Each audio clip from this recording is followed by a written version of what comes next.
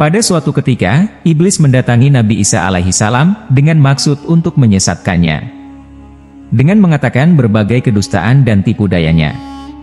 Sampai kedua malaikat, yaitu malaikat Jibril dan Israel pun mendatanginya, serta kedua malaikat itu memukul iblis dengan kedua sayapnya yang besar. Lalu bagaimanakah kisah selengkapnya?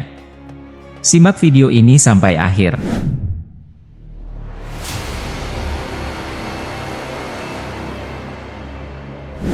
Abu Daud berkata di dalam kitab Al-Hadar, Muhammad ibn Yahya ibn Faris menceritakan kepada kami, Abdur Razak telah menceritakan kepada kami, M. Ammar telah menceritakan kepada kami, dari Az-Zuhri, dari Ibn Tawus, dari ayahnya, bahwa ia pernah berkata, Nabi Isa pernah bertemu dengan iblis. Hai iblis, tahukah kamu bahwa sekali-sekali tidak akan menimpa kamu, melainkan apa yang telah ditetapkan Allah kepadamu? Iblis menjawab, coba kamu berjalan mendaki puncak gunung itu, apakah kamu masih bisa bertahan hidup atau tidak? Nabi Isa berkata pada iblis, apakah kamu tidak tahu wahai iblis, bahwa Allah telah berfirman, janganlah sekali-kali hambaku mengujiku, karena sesungguhnya aku melakukan apa yang aku suka. Az-Zuhri berkata, sesungguhnya, hamba tidak menguji Tuhannya, tetapi Allah yang menguji hambanya.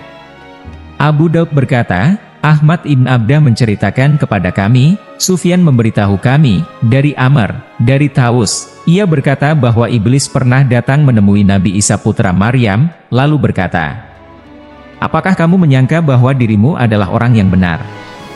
Pergilah ke jurang dan lemparkanlah dirimu. Nabi Isa berkata, celakalah kami hai iblis. Bukankah Allah telah berfirman, wahai anak Adam, janganlah engkau meminta kepadaku untuk kehancuran dirimu, karena sesungguhnya aku dapat melakukan apa yang aku suka. Abu Taubah Ar-Rabi ibn Nafi, menceritakan kepada kami, Husain ibn Talhah, telah menceritakan kepada kami, aku mendengar Khalid ibn Yazid berkata, iblis pernah beribadah bersama Nabi Isa putra Maryam selama 10 tahun. Ada pula yang mengatakan selama 2 tahun. Pada suatu hari, keduanya berada di atas gunung lalu iblis bertanya kepada Nabi Isa, bagaimana menurutmu kalau seandainya aku melemparkan diriku ke jurang, apakah yang telah ditetapkan oleh Allah kepadaku akan menimpa diriku?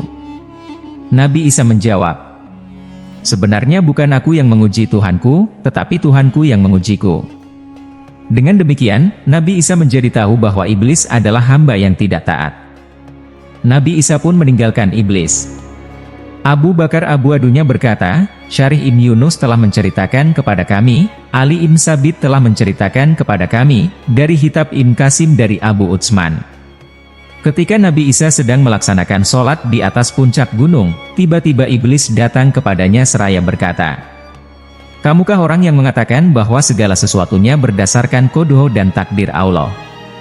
Nabi Isa menjawab, ya, iblis.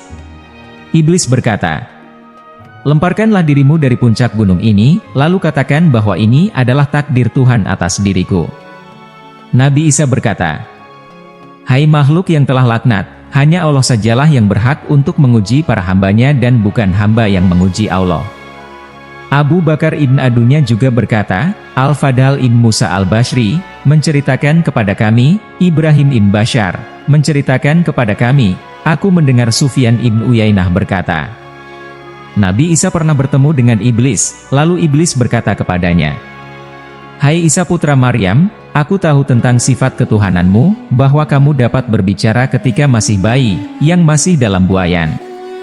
Tidak ada seorang anak kecil pun yang dapat berbicara seperti dirimu. Bukankah dengan sifat ketuhananmu itu kamu dapat menghidupkan orang yang sudah meninggal? Nabi Isa menjawab, sesungguhnya, hanya Allah sajalah yang dapat mematikan dan menghidupkan orang-orang yang telah meninggal dunia. Iblis berkata, sesungguhnya, kamulah Tuhan penguasa di langit dan di bumi.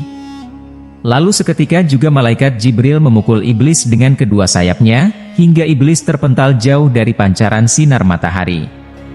Kemudian dipukulnya lagi dengan kedua sayapnya, sehingga iblis terpental masuk ke dalam mata air yang sangat panas. Akhirnya iblis ditenggelamkan ke dalam laut 7. Dalam riwayat lain dikatakan, akhirnya iblis dapat merasakan genangan lumpur hitam, dan keluar darinya seraya berkata, "Tidak ada seorang pun yang bertemu dengan orang lain, sebagaimana aku bertemu dengan dirimu wahai putra Maryam." Hadis yang sama juga diriwayatkan dari jalur periwayatan lainnya dengan redaksi yang lebih panjang. Ketika Nabi Isa putra Maryam selesai mengerjakan sholat di Baitul Maqdis dan hendak kembali ke rumahnya, yaitu ketika berada di suatu jalan yang naik, tiba-tiba iblis menghadangnya seraya berkata, "Wahai Isa putra Maryam, tidaklah layak bagimu untuk menjadi hamba." Nabi Isa mengabaikan iblis itu.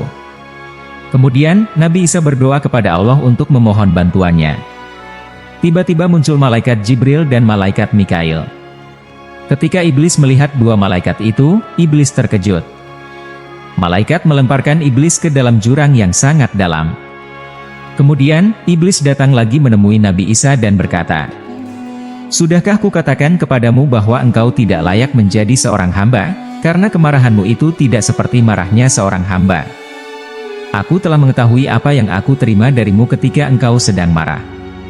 Namun, bagaimanapun, aku akan tetap menjauhkanmu kepada suatu hal yang memang itu adalah hak dirimu. Aku telah memerintahkan kepada semua iblis, untuk patuh dan taat kepadamu. Jika semua orang mengetahui bahwa iblis-iblis itu mematuhi dirimu, niscaya manusia akan menyembahmu. Aku tidak akan mengatakan bahwa hanya engkau satu-satunya Tuhan dan tidak ada Tuhan selain engkau di alam semesta ini. Akan tetapi yang aku inginkan adalah bahwa Allah itu menjadi Tuhan di langit, sedangkan engkau menjadi Tuhan di bumi." Ketika Nabi Isa mendengar ucapan itu, beliau langsung berdoa, dan memohon kepada Allah seraya berteriak dengan suara yang amat keras. Tiba-tiba malaikat Israfil, Jibril dan Mikail muncul di hadapan iblis dan memandang iblis dengan tajam. Malaikat Israfil memukul iblis dengan sayapnya yang lebar hingga menutupi sinar matahari. Kemudian iblis berkata, "Wahai Isa, pada hari ini aku berjumpa denganmu dalam keadaan yang sangat lelah." Selanjutnya malaikat Israfil melemparkan iblis ke mata air yang sangat panas. Di dalam mata air itu, iblis melihat 7 malaikat yang berusaha menggelamkan iblis ke dalam lumpur hitam. Demi Allah, akhirnya sejak itu iblis tidak pernah kembali bertemu Nabi Isa. Abu Bakar ibn Abu Adunya berkata, "Ismail al-Adhar menceritakan kepada kami, Abu Huzaifah menceritakan kepada kami." Ia berkata, iblis-iblis mengelilingi iblis seraya berkata, "Wahai Tuan kami, sepertinya engkau tampak lelah." Iblis menjawab, "Sesungguhnya orang ini, Isa putra Maryam, benar-benar hamba yang masum, terjaga dari dosa. Aku sendiri sudah tidak punya cara lain. Aku akan menyesatkan orang banyak, dan aku tiupkan pada mereka berbagai macam hawa nafsu. Aku cerai-beraikan mereka menjadi beberapa kelompok, sampai mereka menjadikan Isa dan Maryam sebagai Tuhan selain Allah." Setelah itu, Allah menurunkan beberapa ayat Al-Quran, untuk menguatkan kenabian Isa putra Maryam, dan keterjagaannya dari segala godaan iblis, sebagai suatu nikmat yang diberikan kepada Nabi Isa. Allah berfirman, "Ingatlah, ketika Allah mengatakan, 'Wahai Isa putra Maryam, ingatlah nikmatku kepadamu dan kepada ibumu, pada waktu menguatkan engkau dengan Ruhul Kudus.'" Quran Surat Al-Maidah ayat 110. Jadi teman-teman, demikianlah kisah iblis yang dibuang ke jurang dan dipukul oleh sayap malaikat. Karena mencoba untuk menyesatkan Nabi Isa alaihi salam berkali-kali.